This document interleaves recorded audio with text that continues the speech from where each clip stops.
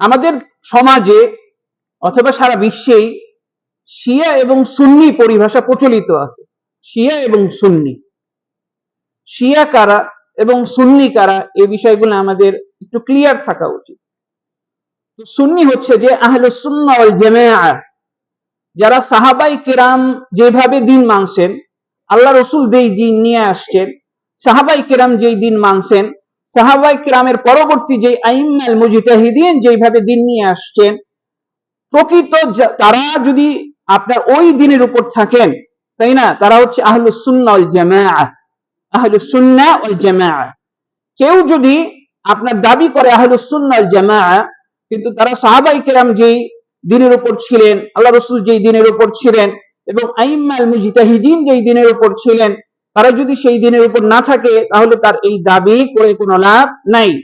সে কিয়ামতের দিন অথবা কবরে যাওয়ার পরে আপনার ক্ষতিগ্রস্তদের অন্তর্ভুক্ত হবে। এবং শিয়া কারা, এই জিনিসটা বুঝা। তো শিয়াদের মধ্যে হচ্ছে বিভিন্ন গ্রুপ আছে। শিয়াদের মধ্যে রাফেজি আছে, শিয়াদের মধ্যে আছে ইসমাইলিয়া আছে, শিয়াদের মধ্যে নুসাইরিয়া আছে, শিয়াদের মধ্যে জাইদিয়া আছে, জাফরি, এইভাবে শিয়াদের মধ্যে অনেক গ্রুপ আছে। তো আমরা যেমন আহলুস সুন্নাহ ওয়াল জামাআর আকীদা জানি, তাদের বিশ্বাস জানি, তাই না, আমাদের জানা মুসলিম হিসাবে ফরজ, তেমনি ভাবে শিয়া যারা, তাদের আকীদা কি, তাদের বিশ্বাস কি, অথবা তারা কি বলে, অনেকেই আমরা পার্থক্য করি না, মনে করি শিয়া এবং সুন্নি একই। এই জিনিসটা অনেকে পার্থক্য করি না, না বুঝার কারণে। আপনার যারা শিয়া, তারা তাদের মধ্যে আকরাব ইলা আহলুস সুন্নাহ ওয়াল জামাআহ, আহলুস সুন্নাহ ওয়াল জামাআর কাছাকাছি হচ্ছে জাইদিয়ারা।